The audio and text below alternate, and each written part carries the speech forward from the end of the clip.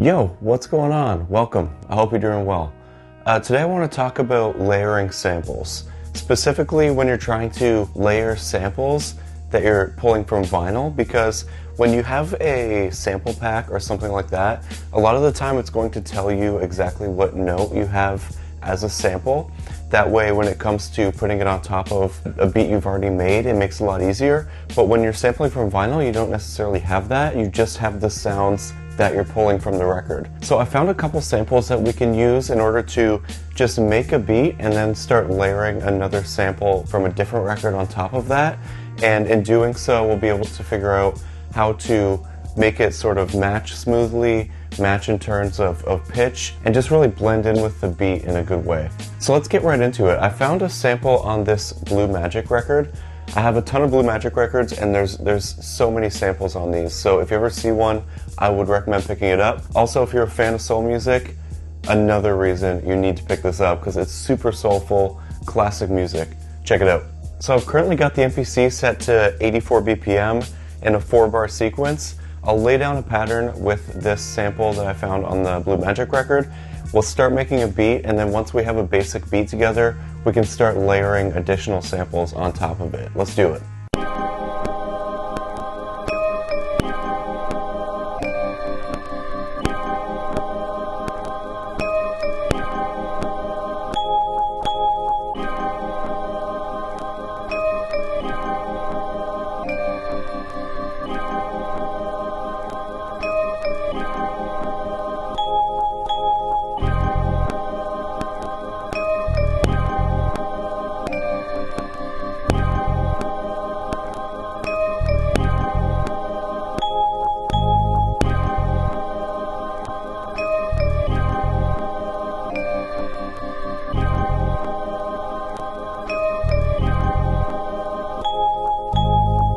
So now that I have that sample and bass pattern laid down, I'm going to start layering in the drums, adding the drum pattern in. But I just wanted to talk through that a little bit because we have a lot of freedom with this beat since the sample doesn't have any drums in it off the rip.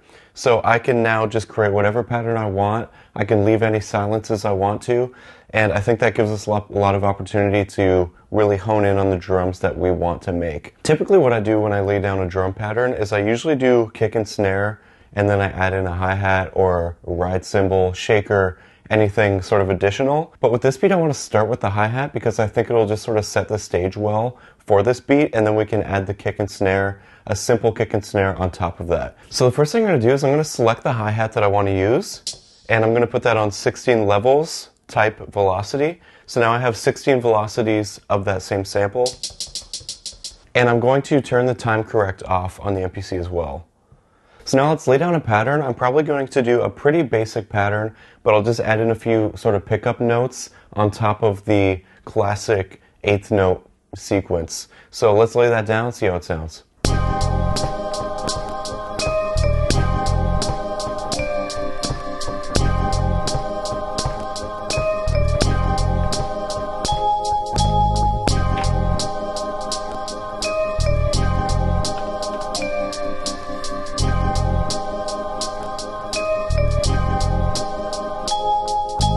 I like how that hi-hat pattern turned out. Because we turned off the time correction, we got a lot of sort of natural swing that just comes from playing it in without any correction, and it just gives it a real human feel, which we've talked about before. But now I'm going to turn the time correction back on and then record in the kick and snare. That way we still have that sort of natural swing, but it is still going to be on time with the kick and snare. With the snare, as usual, I'm just going to play that on the 2 and 4 beats, but on the kick, I'm going to try to line that up with the bass notes that we played in. That way it really sort of emphasizes those bass note hits. So just pay attention to that when I'm recording and you'll see how it really sort of emphasizes that. Let's do it.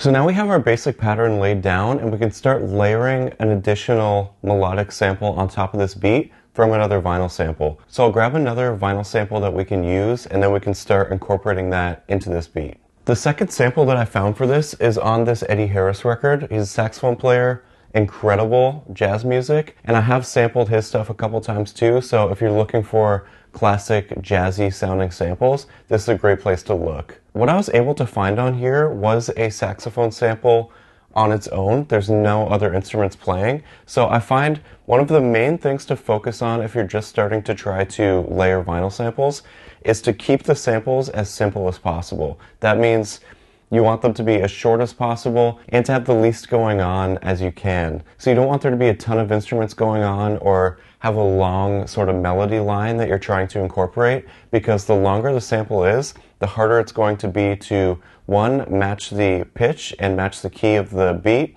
and two, match the timing, because the longer the sample is, the more you have to think about that kind of thing as well.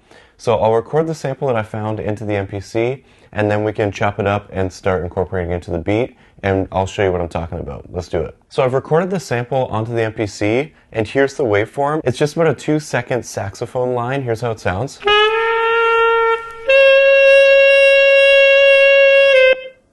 So really simple, as I said. Honestly, there's probably maybe 3 or 4 notes within that sample. And to be honest, I want to shorten it up even more because, like I said, we want to make sure that we keep this super short and sweet, because even though the sample will be really simple, there are ways that we can change the way we play it into the beat that makes it a little bit more complex. So I'm just going to grab a really short piece of the sample. I'll take the start and maybe around here. I just want that single scoop note, so I'll take the end of the sample as well and shorten that up.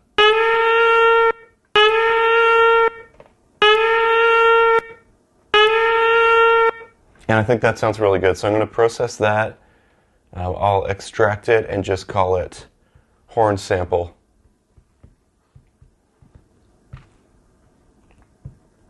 So now the next thing we want to do to start adding that sample is I'm going to make a new drum program by just pressing this plus, and then I'm going to rename it to horns. And now I go to assign sample, and I'm going to put that horn sample onto the first pad.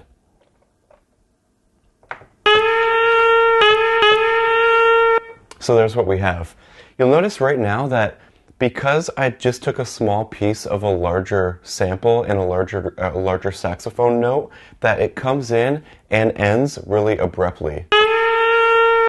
And it just completely cuts off. If we tried to add this to the beat now, it would be really obvious that it was just chopped out. It doesn't sound very natural and it doesn't blend in with the beat that well. So what we want to do is edit the envelope of the sample. So I'm going to go into the program edit, and then I'm going to go to envelopes on the bottom menu right here. And here we can edit our envelope of this current sample. So first thing I want to change is the fact that the horn comes in so abruptly. We want to make sure it sort of fades in a little bit, because if someone was actually playing, if you're blowing into a saxophone to make it make sound, it doesn't just instantly go to the loudest volume, because just the way that your breath works, it kind of, you can hear it ramp up a little bit. So to do that, I'm going to raise the attack. I'll play the sample while I'm raising it, and then we can just see what the difference is as it gradually changes.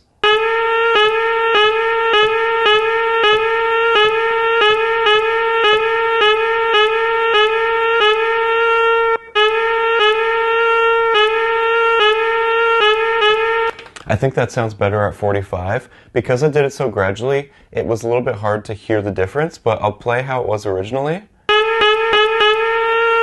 And then here's how it is with the raised attack. It's just much more smooth, and it's going to blend into our beat a lot better.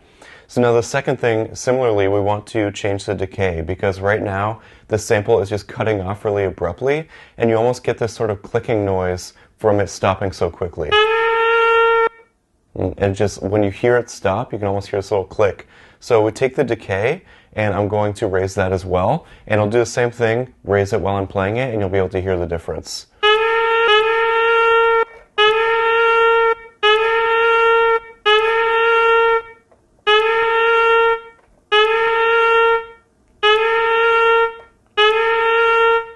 And you notice while you raise the decay, as I have been, the sample starts to get shorter and shorter because it's almost cutting some of the sound off the end of the sample, but it's much more smooth in terms of the slope at which it ends. It's not just abruptly finishing. It sounds like someone's really just playing a short note of the saxophone. So here's what we started with the original decay. And then here's how it is now.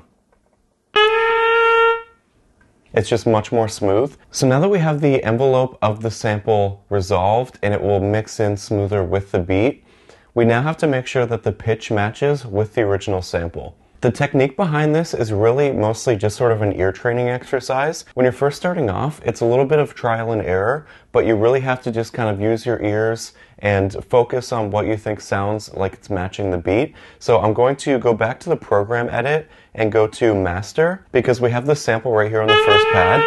I'm going to change the semitone of the program to match the sample to the pitch of the beat. The reason you want to do this on the master page as well and not the samples page is because if you did chop a few different sections from the horn sample, as you change the semitone to match the original sample, you'll also be able to match the other ones because they should be in the same key. So I'm going to play the beat, change the semitone of the horns, and then we can see if we can match it to the beat. The other thing that you want to consider while doing this is because we're just working with one pad, there are likely multiple options that we'll come across and determine, because if we're in a major or minor scale, there are 7 notes that fit into that scale. So we can kind of play with the semitone and find a note that we think matches best with the beat. Let's see what we can do.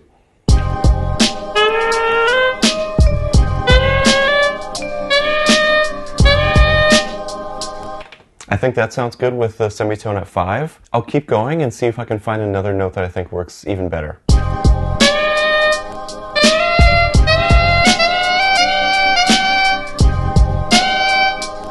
And I think the semitone at 9 works really well as well. But let's see if we can lower the sample and see if we can find a note that works by lowering rather than raising it.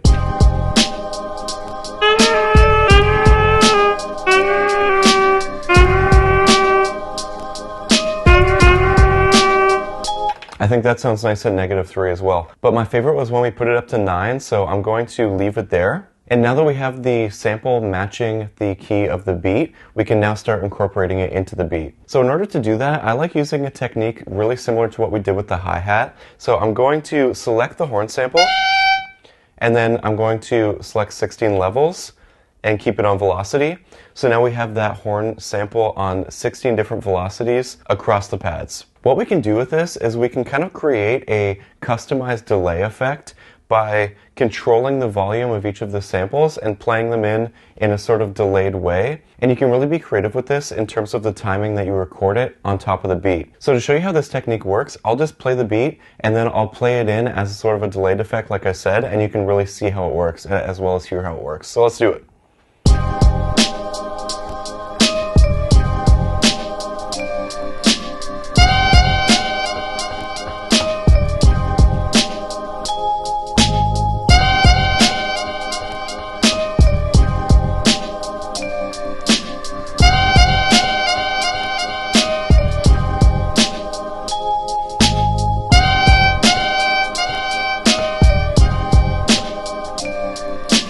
So you can see there when I was playing around with the sample, I did a few different patterns, a few different velocity changes, and each time it sort of changed the way it incorporated into the beat. So you can really play around with that, and you don't even have to go from loudest to quietest. You can kind of do a riser and then fall back down, or you can experiment with just different velocities and see what you can come up with. So let's record a few different variations of that delayed pattern.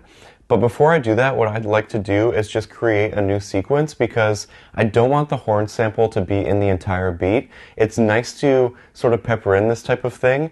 That way it doesn't get too repetitive and it doesn't really take away from the whole beat. It's just something that every once in a while, maybe every 3 or 4 bars, it can come in and it just gives it a really nice texture. So I'll copy the current sequence onto the next sequence and just call that one horns 1.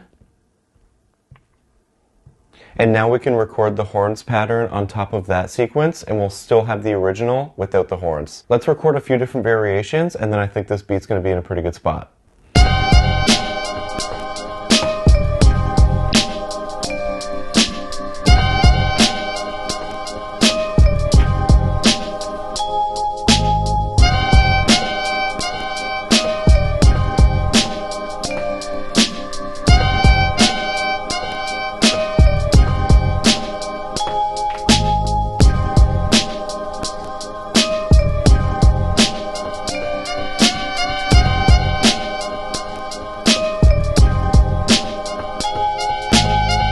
think that wraps it up for this beat, and I hope this video showed how you can take some samples where you don't necessarily know the root note, but you can still incorporate it into your beats. If you like this video, make sure you give it a thumbs up and let me know in the comments what you want to see in a future video.